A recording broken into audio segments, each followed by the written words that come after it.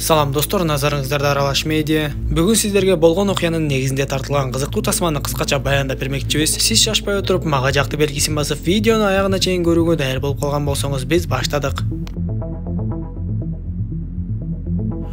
Тасманын башында эле АКШ бийлиги океандын кайсы бир жеринде бургулоо иштерин жүргүзүп жатканын көрөбүз. Жайгашкан станциядан океандын түбүнө чейин 5600 метр болчу. Көрүнүштө алардын чоң түтүктөрү океандын түбүнө жетип, дээрлик ал жактагы нефтини же газды бургулап чыгарганы калышкан окшойт. Байкаганыбыздай ошол суунун түбүндө кандайдыр бир газ бөлүкчөлөрү да чыга баштаганын көрөбүз. Ал эми кийинки көрүнүштө биз каарманыбыз Майкл менен таанышабыз. Майкл дагы дал ошол бургулоочу станцияда иштечү. Жакында анын жумушка чыга турган кезеги да келип калгандыктан Майкл Фелицияга бул жолу жумуштан 3 жума бою кайтып келбей тургандыгын айтат. Андан соң ал аялынын суранычы менен текченин каалгасын оңдоп берди. Биз ошол жерден Майкл менен Фелициянын кызы бар экенин билебиз. Кызы атасынын көңүлүн буруп, атасынын жумушу жөнүндө жазган нерселерин айтып бере баштайт. Көрсөк, кызы да бул кезде атасы Майклдын бургулоо иштерин жүргүзөрүн жакшы түшүнүп, атасы жердин астынан нефтини кантип сордуруп аларын түшүндүрүп берет. Ошентип убакытта келип Майкл жумушуна жөнөп, унаасы менен жүрүп отуруп тиг учактар алып кете турчу жерге жеткенде, жубайы менен коштошот да андан ары жүрүп кетет. Албетте ал жерге Майклга окшогон эле анын командасындагы адамдар чогулуп, Майкл, Джимми, Андре, Симс, Брайан аттуу адамдар менен жолугуп, андан ары тиг учак менен учуп кетишет. Тиг учакта бара жатышканда Джимми Майклга ошол бара турган станциясы жөнүндө айтып бере баштап, бул станцияда 126 кызматкер эмгектенерин билдирет. Алар станцияда иштеп жаткан бир канча кызматкердин ордуна келишкендиктен, тиг учак коноору менен эле станциядагы кызматкерлер тиг учакка түшүп, кайра тиг учак учуп кетмек. Ошол учурда кетип жаткан кызматкерлердин бири Джиммиге биз суунун түбүндөгү цементти текшере элек болчубуз деп эскертет. Анда Джимми биз суунун таманындагы цементти текшербей туруп, кантип жумуш баштагымак элек деп ойлонуп, алгач эле станциянын жанында турган чоң кеме бул жерге эмне үчүн келгендигин сурайт. Көрсө, бул кезде станциядагылар дээрлик бургулоо иштерин аяктап, нефтинин чыгышын күтүп калышкан экен.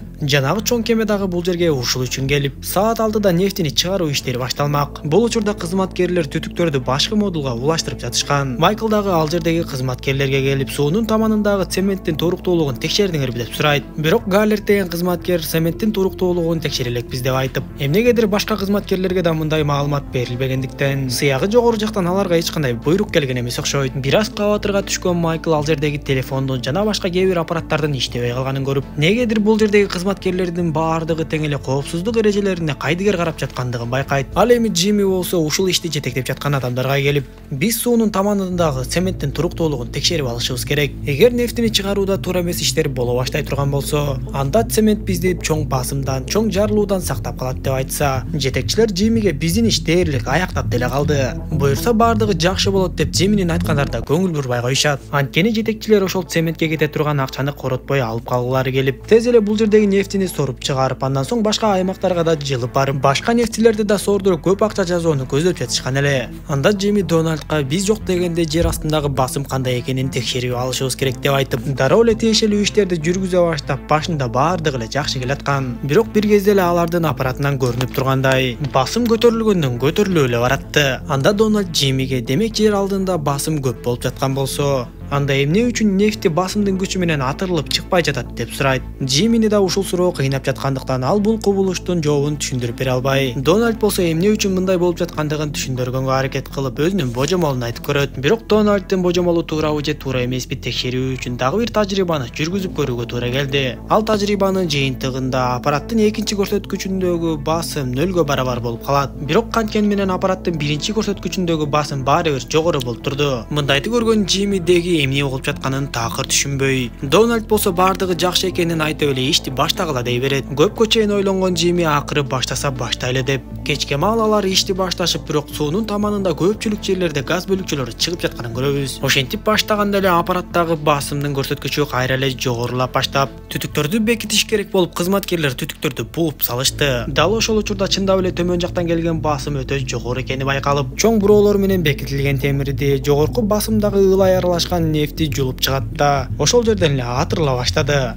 Кызматкерлер жанталашып түтүктүн оозун башка бир чоң аппарат менен жапканга мүмкүн болуп, бирок ал деле жогорку басымды көпкө кармап тура албай, 1-2 мүнөттөн соң эле кайра атылып, станциянын ар кайсы бөлүктөрүндө нефти жогорку күч менен атыла баштайт. Атырылып жаткан күч дээрлик унаны деле ортосунан тешип өтүп экиге бөлүп сала тургандай күчү бар болчу. Ошондуктан станциянын ар кайсы жерлери талкалана баштап, кээ бир кызматкерлер жан берип, аман калгандар болсо жан айласын кылып качып жүрүшөт. Бир кезде өтө чоң басымдагы чоң атырылуу болуп, станциянын бир канча жерин кыйратты. Бул кезде жанагы чыгып жаткан газ дагы көп санда болуп, станцияга толо баштаган. Бул көрүнүштү көргөн Андреа дароо эле жээк кароолчуларына кабар берейин деп, бирок жетекчи ага каршылыгын көрсөтүп болбой койду. Акыры газ чоң кыймылдаткычтарды аралап жетип барганда, албетте дароо эле от жанып чоң жарылуу пайда болот. Бул учурда жээк кароолчулары ошол жарылууну дароо байкашып, эмне болгонун түшүнүп калышат да офицер дароо эле ошол жака бардык күчтөрүн жөнөтөт. Бир кезде көзүн ачкан Майкл өзүнүн кайда экенин деле билбей өтө кыйраган жерде ойгонот. Ал эми станциянын жанындагы кеме болсо, станцияны көздөй куткаруучу кайыктарын жөнөтө баштады. Бул кезде станциядагы кызматкерлер болсо эмне кылабыз деп ызычууга түшө баштаган кези болчу. Майкл болсо ары бери чуркап эле Джимини издеп жөнөйт. Акыры ал чындап эле аман калган Джимини да таап, Джими эч нерсени көрбөй жаткандыгын айткандыктан Майкл аны көтөрүп сүйрөп жөнөйт. Бул кезде жетекчи жалбырттап күйүп жаткан нефтини карап турган эле. Сыягы ал бул жердеги жарадар болгон же курман болгон адамдардын өмүрүн ойлобой, мына нефтини чыгарып акча жасайбыз деп жаткан жеринен, мына ушундай иш болуп нефтиси жалбырттап күйүп, акчасы асманга эле кетип жатканына ичи ачышып жатса керек. Жумушчулар болсо улам ар кайсы жерден аман калган адамдарды көрүп куткаруунун айла аракетинде.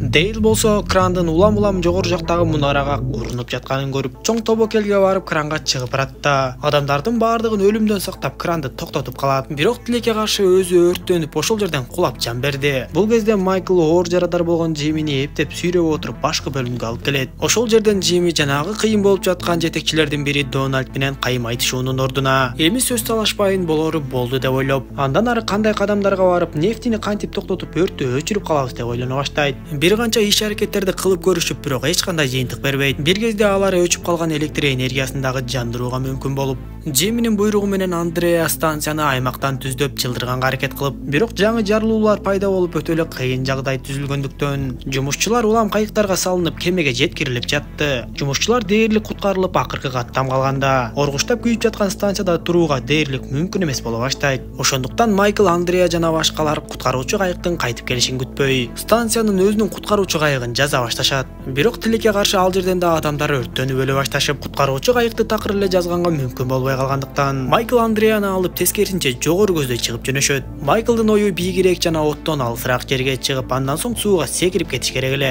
Бирок ызычууга түшүп калган Андреа дээрлик өзүн жоготуп, мен эч жака секире албайм деп эле ошол жерден ызычуу сала баштайт. Анда айласы кеткен Майкл эч нерсеге карабай эле Андреаны түртүп барат да бийиктиктен кулатып жиберди. Андан соң артынан өзү да секирип, бактыга жараша экөө тең аман калышып, көп өтпөй куткаруучу кайык келип экөөнү тең куткарып кемеге алып барат. Кемеде турган Джими болсо бул учурда ар бир жумушчуну атынан атап кыйкырып, канча адам аман калганын текшерип жаткан эле. Дональдтын дагы башы маң болуп, эмне кылаарын билбей ошол жерде эле унчукпай турду. Көп өтпөй эле ал жерге тиг учактар жетип келишет дагы өтө оор жарадар болгондорду алып кетишет. Ошентип акыры алар жээкке да чыгышып, көп адамдар станцияда курман болгон туугандарын издеп жүрүштү. Бул иш боюнча сот болгон кезде Майкл станцияда эмне болгондугу жөнүндө бардык чындыкты айтып берүүгө сөз берип, башка кызматчыларга окшоп эле бардыгын ачык айтып берген.